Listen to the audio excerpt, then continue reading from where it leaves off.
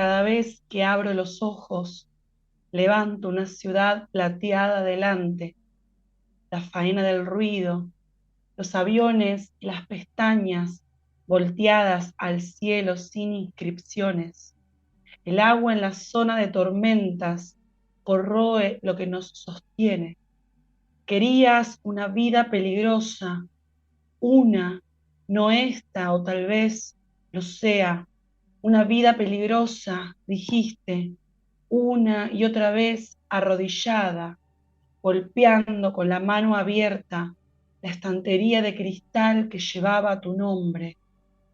Así pelaste la superficie hasta no reconocer las marcas.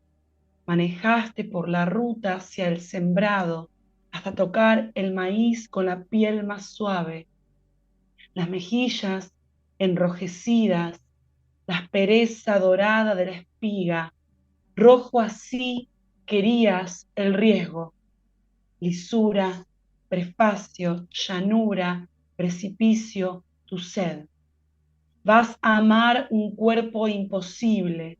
Todo cuerpo es imposible. Amar al chico de ojo de piedra con el pájaro de luz en su cara. Odiar cada mañana que su cabeza esté lejos de vos.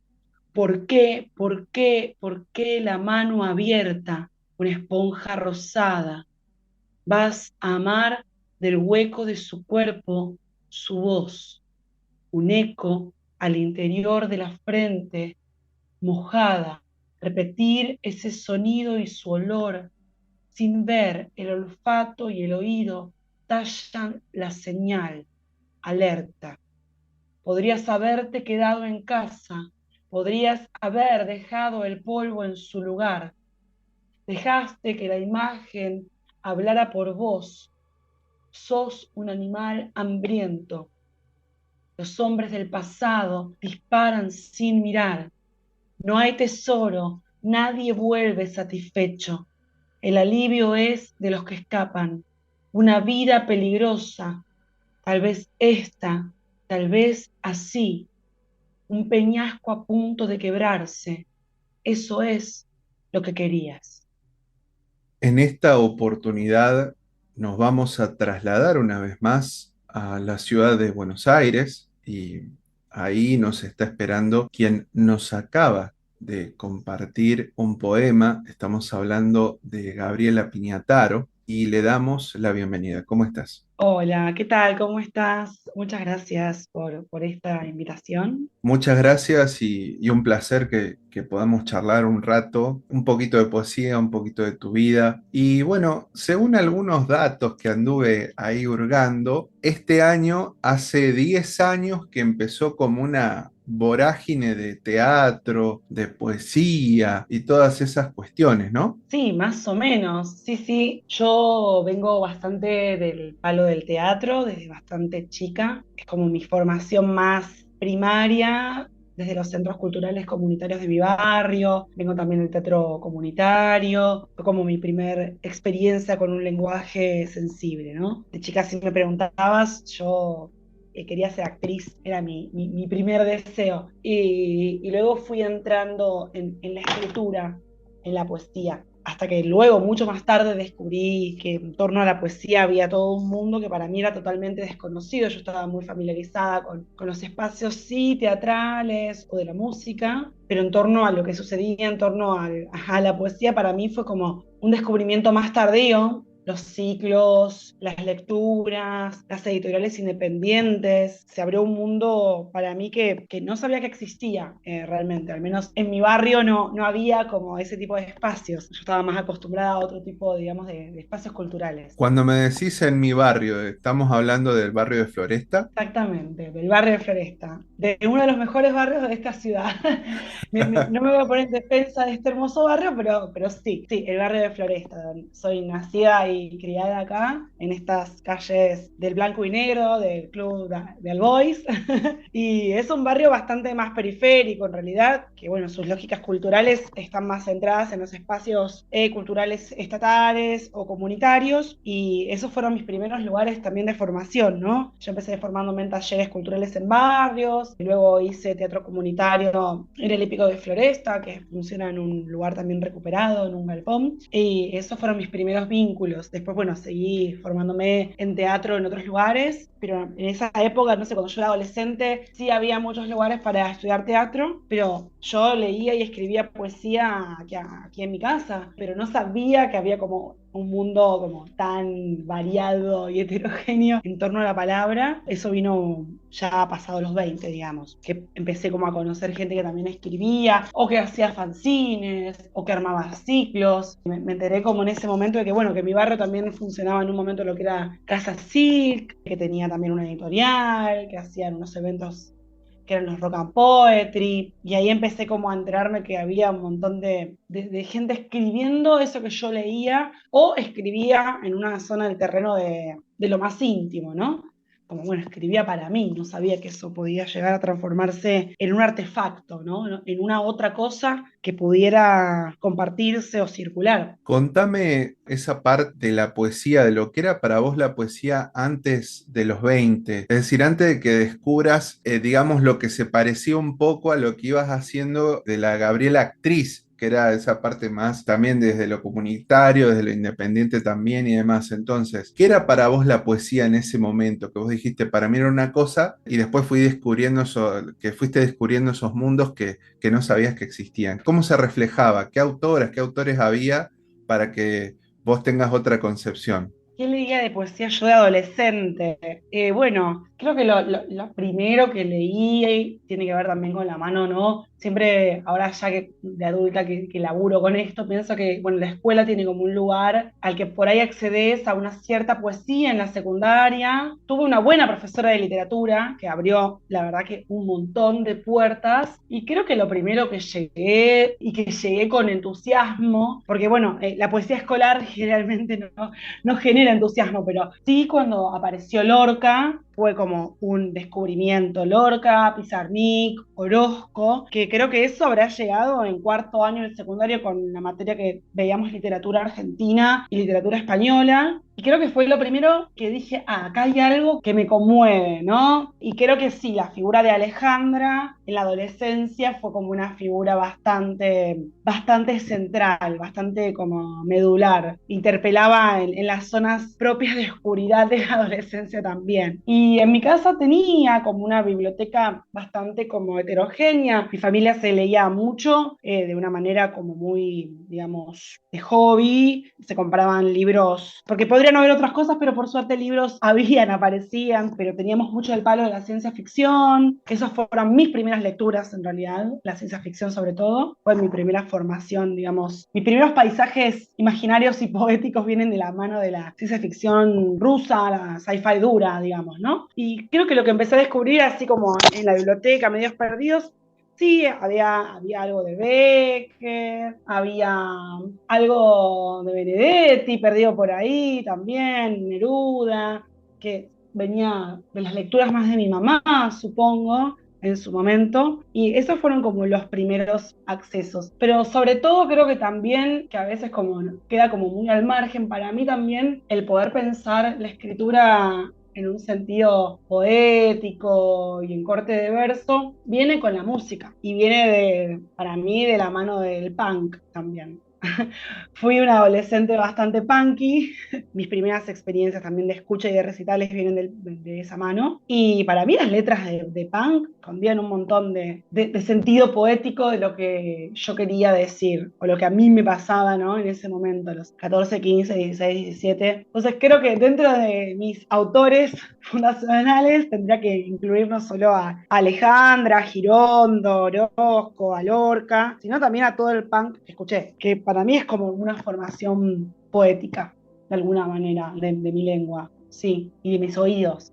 sobre todo. Bueno, ya que entramos en el terreno entonces del punk, si yo te digo, elegime, te la voy a hacer difícil, 2 o 3 discos, que voy a decir, esto todavía me acompañan y los escucho y me sirve también para escribir, hasta hoy mismo, ¿no? Hasta el día de hoy, más allá de la adolescencia. Uy, qué difícil escribir, elegir solo tres discos. Voy a empezar por lo más cercano, como sí, lo primero, cualquiera de los Ramones, ahí digo cualquiera, porque si me pongo a enumerar no termino. Ángeles Caídos, de Ataque 77, y cualquiera de Clash. Creo que son como ahí, como las zonas a las que emocionalmente y, digamos, y sonoramente vuelvo. Tienen, digamos, construyen diferentes cosas, además de sonoramente construyen distintos puntos de escucha. Creo que los gasté, sí, sí, sí, gasté The Clash, gasté los Pistols, que eran los discos de mis hermanos. Yo tengo hermanos mucho, mucho, mucho más grandes que yo, y viene también de ese lado de poder escuchar esos CDs hasta rayárselos, ¿viste? De hecho, creo que se los habré rayado de tanto escucharlos. Y después sí, mis primeras adquisiciones propias fueron los discos, el resto de los discos de Ataque, de 2 minutos, y después más adelante, sí, como otra educación así emocional, fue más el post-punk o el Britpop, que también para mí son otros paisajes.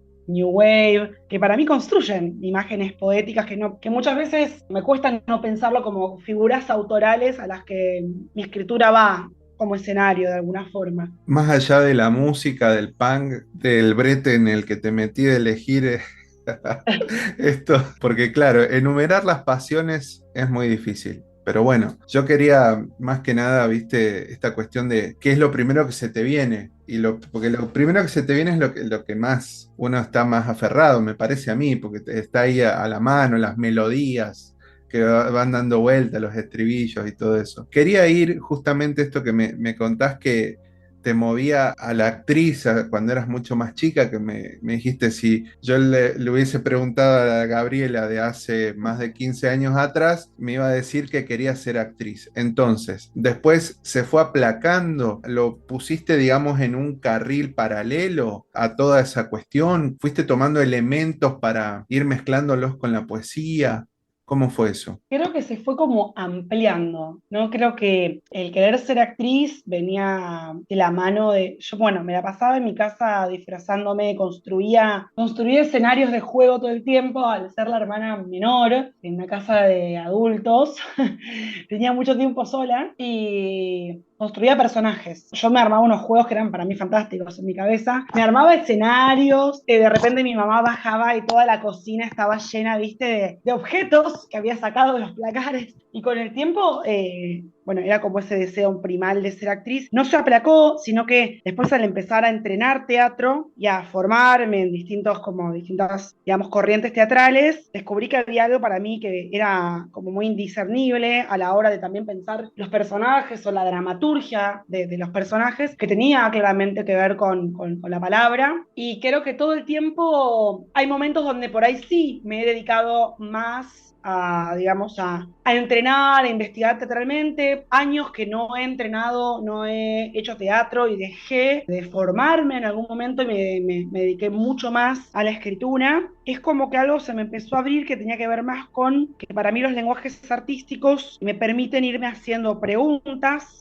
y hay temporadas donde es el lenguaje escénico y hay otras temporadas donde también es el lenguaje visual. Yo también hago fotografía analógica desde hace mucho, mucho tiempo. En algún momento también estudié cine. Como que hay de mi parte, una búsqueda permanente de esto, de intentar lenguajes que sí son lenguajes artísticos distintos, pero que para mí de fondo siempre está funcionando algo del orden de lo poético, ¿no? Como hay algo para mí que cuando estoy pensando en una escena de teatro o estoy trabajando con alguna foto o también lo que está atrás de cuando saco una foto o pienso en términos de la imagen poética. Y creo que sí ahí la poesía se volvió por ahí más como la mayor continuidad a lo largo de estos años en casi todo lo que hago. Para mí hay como si fuera un telón de fondo. Si bien no siempre estoy escribiendo, no soy una persona que escriba de manera, digamos, no escribo todo el tiempo, soy de procesos muy lentos con respecto a la escritura, hace un montón de años que no edito un libro, porque para mí tiene como otra temporalidad que me trabaja. O el lenguaje poético me trabaja y también trabajo con eso, pero sí me empecé como a percibir que era el telón de fondo sobre el cual después voy y vuelvo sobre otro tipo de lenguaje. Hace un tiempo, por ejemplo, que estoy trabajando con la cerámica, que es un lenguaje totalmente ajeno para mí, lo que es volumen, lo que son las artes plásticas con volumen es otra cosa. Y de fondo hay una búsqueda poética. Creo que hay ahí como algo para mí que funciona el lenguaje poético como un espacio de retorno y que después me acompaña cuando trabajo en otras disciplinas artísticas. Y mismo mi trabajo cotidiano. Yo soy docente, soy educadora y hay algo del sentido poético, la mirada poética que para mí también atraviesa como las posiciones pedagógicas. Entonces ahí sí puedo decir, bueno, por ahí mi actriz queda como más corrida a proyectos o a momentos o a cuando entro en una zona de experimentación teatral, pero creo que la mirada poética es algo más transversal y no es solo cuando escribís el poema, es un modo de posicionar el ojo ante lo cotidiano. No lo veo como un momento de éxtasis, un momento recortado, de un momento, digamos, de inspiración, para nada, yo no lo vivo así, no lo pienso así, sino como un modo en que el ojo propio se ubica y atraviesa la experiencia de alguna manera. Que después hay un proceso, un trabajo, una elaboración, claro que sí, pero para mí es un modo de observación, va un poco por ahí. Interesantísimo, Gabriela, todo esto que nos compartís de hacer tantas cosas y asociarlo a esa búsqueda poética como un núcleo o uno de tus núcleos, si se quiere. Y ahora me dejaste la curiosidad ahí de si más allá de, por ejemplo, que has sumado y estás con la cerámica, ¿has explorado otros campos que no creías nunca que los ibas a hacer y los probaste en pos de tratar de usarlos para la poesía, por ejemplo? Cosas que ella pensó que nunca iba a hacer. Creo que la experiencia así como más patente y cercana tiene que ver con el trabajo con materiales así volumétricos en artes plásticas, que siempre para mí fue como yo soy bastante más torpe, no tengo mucha precisión o pulsión, digamos, motricidad fina, creo yo, eso es lo que me dio a mí misma, y la búsqueda con la arcilla para mí fue como un gran descubrimiento, como un otro universo de posibilidades que tienen que ver con algo bien del orden de la materia, ¿no? Existe una temperatura, el horno, el fuego, los colores, los pigmentos, la química, y eso me parece como una otra forma de organizar un lenguaje que es de una manera visual, escultórico. Después sí, trabajo mucho con distintos formatos de fotografía, si bien siempre hago dentro de lo que es la fotografía analógica, yo saco con una cámara, la única cámara que tuve, que es una cámara que heredé de mi papá, es una reflex del 69. Sí, indagué en otros procesos de revelado, que no son químicos, revelados orgánicos, que tiene como también ahí para mí un recontralaburo con lo lumínico. Hay como toda una práctica de revelado a través de la luz. En realidad se trabaja con tintas de la naturaleza que se revelan por acción de la clorofila a la reacción ante la luz solar. Y ahí sí, bueno, es parte de una investigación que tengo como hace algunos años de trabajar con otros materiales con respecto a la fotografía, de ir revelando con la luz del sol y también lo vinculo mucho con la palabra poética y la construcción de la imagen poética y ahí lo cruzo con muchas lecturas, sobre todo lecturas más vinculadas al cine o a la fotografía. Y hace poco empecé también a bordar en unos paños, unos lienzos y unos pañuelos que eran de mi abuela y de mi mamá y a bordar sobre esos paños no solo algunos fragmentos de líneas de versos o textos, sino empecé a bordar materiales orgánicos que se degradan. Empecé a bordar en estas piezas textiles, piedras, bueno, la piedra no se degrada, pero sí las hojas y las flores, y empecé también a experimentar este trabajo sobre algo que es una urdimbre textil. ¿Qué pasa con la figura, digamos, la hoja o la flor que va perdiendo su vitalidad y después sobre la urdimbre textil o la trama queda muchas veces el teñido, el color o la forma, porque se va desarmando, ¿no? Tiene su tiempo, ¿no? Depende del tipo de hoja que sea, el tipo de flor que sea, va perdiendo su corporalidad, su materia, y queda algo así como algo más aurático o fantasmal en la pieza. Esas son también, sí, cosas que fui como probando. Yo no soy bordadora, tengo mucho respeto por los oficios, lo mismo que yo no soy ceramista, solamente investigo ese otro lenguaje para pensar procesos que tienen que ver con lo poético o con una búsqueda. Muchas veces me pasa que con respecto a la construcción de la imagen a través de la palabra, hay momentos o temporadas donde algo no aparece o estoy más trabada y empiezo a buscar puntas no verbales o no vinculadas no textuales, diría, en otros formatos y en otros soportes. Entonces, bueno, ahí sí apareció como esto de empezar a bordar sobre lienzo y no solo bordar una imagen, ¿no? Que tenga una referencia, digo, no bordar una flor o bordar una casa, sino bordar materiales más como del orden de lo primario. Y en cerámica a veces hago lo que se llama utilitarios, tacitas, platitos que me gustan, pero lo que vengo haciendo ya hace casi 2 años, estoy haciendo una serie de piedras, familias de piedras, que a su vez es hacer piedras a partir de la arcilla, que a su vez es sedimento. Entonces, bueno, hay algo ahí que se trabaja como la idea de que la piedra es el poema, de alguna forma, eso que dice Velesi, ¿no? Y empecé a hacer generaciones y como clanes de piedras. Entré en esa, formas, texturas, bueno, se trabaja luego con la técnica más química, con los esmaltes o los pigmentos, pero a su vez cada piedra empezó a sí traer un relato. Y ahí es como los procesos que son inesperados. Yo no hice la piedra para escribir un relato, sino como entré en esa búsqueda más formal, si se quiere, de una experimentación formal, de un lenguaje que tiene que ver con la cerámica, y empezó a aparecer una voz atrás de esas piedras, que por ahora es la colectora de piedras. Hay una voz narradora que colecta piedras en distintas edades de la humanidad y esas piedras tienen de alguna manera algún tipo de característica, de poder, de don, de cierta cosa de mediumidad, algo mediúmico, y son como formas también de documentar distintos momentos y edades o eras, obviamente, ¿no? Mediadas por una gran licencia de ficción.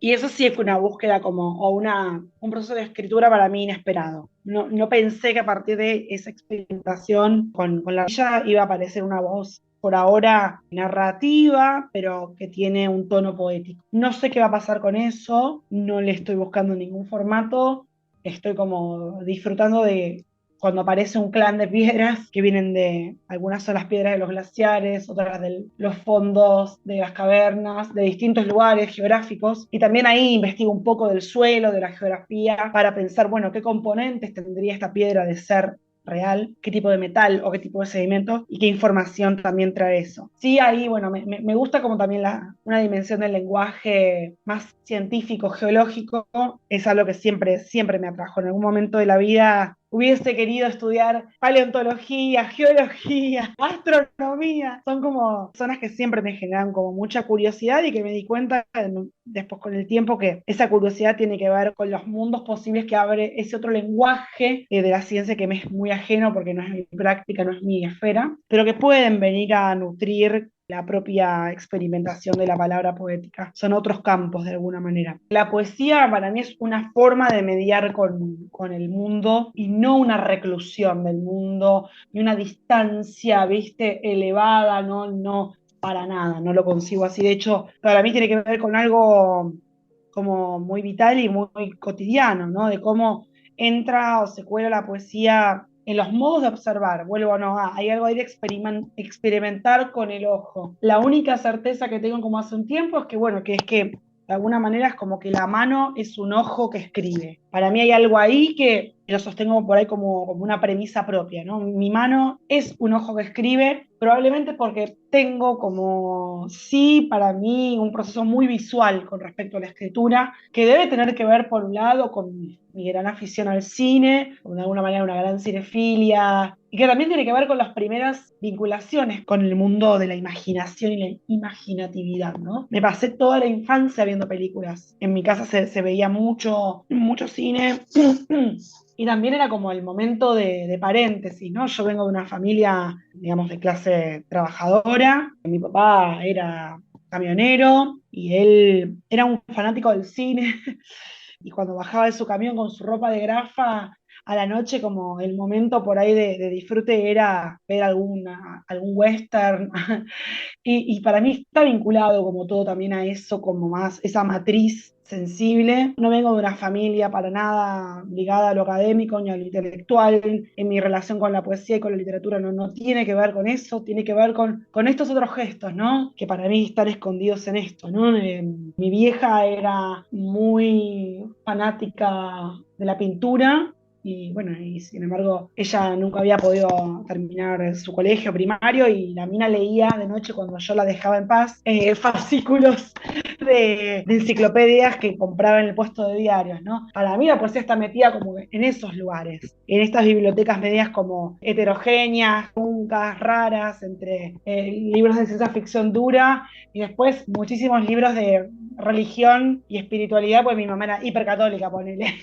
Cosas que para mí hoy por hoy son bastante ajenas, muy ajenas. Y eso creo que también va formando como modos, ¿no? De ir puliendo o ir experimentando. Como que la teoría vino después. Esta idea de dónde me posiciono o el trabajo formal, que bueno, que yo doy talleres de escritura, laburo con eso, bueno, también soy docente, obviamente hay una cuota después de encuadre y de práctica y de conocimiento teórico, pero no estuvo antes y no está tampoco antes cuando escribo. No estoy pensando cuando escribo en las condiciones teóricas del cuerpo del poema, para nada. Para mí siempre antes viene una imagen que insiste. Y esa imagen que insiste tiene que ver con, para mí, la primera vinculación con las preguntas por el mundo. Para mí siempre primero hubo una imagen en mi vida, que tiene que ver con los relatos, que tiene que ver con los cuentos que me contaban o con las historias de, no sé, de viaje en camión de mi papá, que tardaba en la época, no sé, en el 60 tardaba 15 días para ir a la Patagonia y volver, ¿no? Y para mí esos relatos también son fundacionales, que tienen que ver con armarme la imagen en la cabeza. De ahí creo que vienen las primeras metáforas en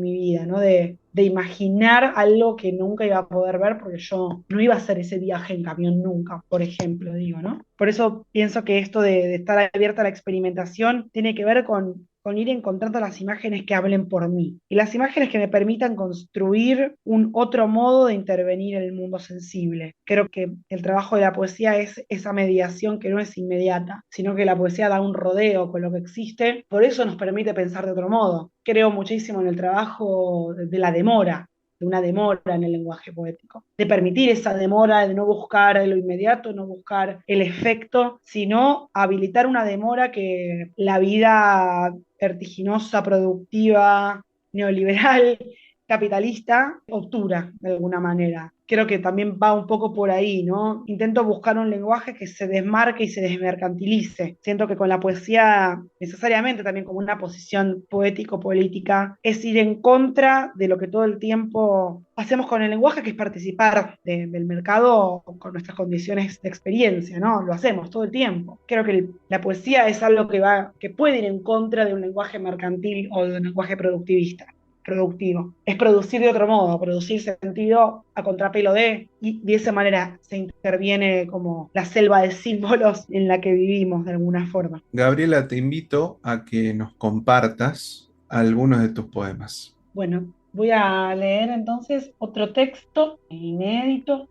que tal vez este año vea, digamos, la luz. Corroe lo que nos sostiene, alejar la mano del pecho, retirar el alimento del animal pequeño que habita en el corazón.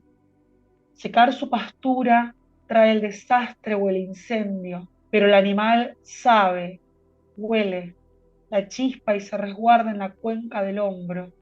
Otras veces el río no alcanza a dar en el fondo de su sed. Las precipitaciones desde tu mirada son escasas. Tenés que mirar lejos para que crezca el caudal, llenar el paisaje de plantas carnosas, dejar una ofrenda viva que huela a lluvia nueva en tierra seca. El animal insiste, mastica lento y guía la música. En tu boca se demora la palabra. Escuchás su huella pesada cruzando las costillas. La fuerza sin nombre ilumina. Los huesos reflejan su lomo. ¿Cómo pudiste olvidar la lisura de su pelaje, acariciando el cóncavo en cada latido, hasta tocar el maíz con la lengua del arco, galopa campo atraviesa. Ahí va el caballo rojo de mi fe, la crina echada por lo imposible, todo tuyo el paisaje en la dentadura. Ahí va, contra toda tristeza. No deberías ir tan rápido, más rápido todo se aleja, el pasto crece, los girasoles tuercen su raíz para verte llegar. Ahí vas, caballo rojo, máquina de fe reluciente, en la lluvia, por la noche, en el rocío, nada te detiene, tan rápido, ahí vas, sos una figura contraluz que ya no recuerda su nombre. Con nosotros desde la ciudad de Buenos Aires, desde el barrio de Floresta, Gabriela Piñataro, compartiéndonos un poco de su visión poética de la vida, de las cosas que son interesantísimas y da para seguir hablando y hablando y hablando, y por supuesto también que nos comparte algunos de sus poemas. Y a propósito de eso, Gabriela, me gustaría saber si ese texto que nos compartiste, que decís que tal vez salga a la luz este año, me gustaría saber si justamente ya hay algo así ya está cerrado, aparte de ese, si hay otros trabajos a la vez, o cómo lo llevas a eso. Sé que también, o sea, hace un ratito nos decías esto de que estás a favor de la demora, estás a favor de esos tiempos lentos, pero como sé que hay gente que en esa demora y en esos tiempos lentos puede trabajar varias cosas a la vez y tal vez salgan diferentes publicaciones al mismo tiempo, por ahí va la pregunta. Sí, los poemas que leí están en un libro que ya está casi cerrado. Digamos que cuando digo, bueno, tal vez salga este año, hay que ver qué pasa, ¿no?, con los precios del papel. Está todo bastante complejo, ¿no?, en la industria editorial y sobre todo para las editoriales independientes con los costos. Pero sí, ese proyecto, este libro ya está. Este es un libro de poesía que es después de muchos años, desde Tundra, que fue como el último libro largo. En el medio salió Puma, que es un libro chiquito, que salió sí el año pasado por Promesa. Es un libro como se llama la colección, libro chiquito. Mario más extenso, calculo que estará saliendo este año. Y también estoy trabajando en una novela que estoy trabajando hace muchos años, en la misma novela, que ahí sí, no sé si este año soltaré y pondré su corte. Y sí, tengo muchas ganas de que en algún momento pueda salir algo con respecto a un libro de fotografía. Pero bueno, es justamente un formato mucho más complejo por justamente sus costos y su tipo de objeto artístico, ¿no? Los libros de fotos son difíciles de gestionar, pero bueno, siempre estoy como trabajando en distintas cosas con respecto a la propia escritura, a la propia producción. Sí, por otro lado, estoy laburando como en cosas de investigación en torno a la literatura y a los talleres, que eso, bueno, estamos trabajando en una investigación con mi amiga con la que damos los talleres de escritura. Estamos haciendo algunas entrevistas a talleristas a lo largo de todo el país, que probablemente este año, si tenemos suerte, haya algún podcast o algunas pequeñas cápsulas audiovisuales en torno a talleres de escritura. Así que bueno, son varias cosas, además de lo cotidiano que es trabajar en escuelas, en bachis y dar talleres. Excelente. Estimadísima Gabriela Piñataro, yo te quiero agradecer este rato que hemos compartido. Ojalá, tal vez si te toca venir a la ciudad de Córdoba alguna vez este año, quien te dice, cuando sea, toque que puedas acercarte a la radio de la UTN y seguimos hablando de bordados, de cerámica, de fotografía analógica, de poesía, de punk, de lo que quieras. Un Me placer. encantaría, me encantaría. Tengo pendiente ir a Córdoba a también encontrarme con amigas poetas de allá, así que espero que en lo breve pueda suceder. Te agradezco mucho a vos la invitación. También el agradecido soy yo por este rato. Te invito justamente a que cierres esta charla con el poema que vos quieras. Con la piel más suave envuelvo este gesto de ala de cisne en despedida, esta órbita de sol a contraluz, este tacto de fruta mordida. Un corte oblicuo a este sentimiento podría ser un eslabón perdido de pequeña fiereza, sangre dulce en el labio, una palabra de perdón, o tu corazón latiendo por la espalda como el telón de la fiesta del tiempo contra el vidrio de la noche. Por la piel más suave, el corte a mi mansedumbre abre un ojo al bosque donde aún canta un pájaro desde el futuro.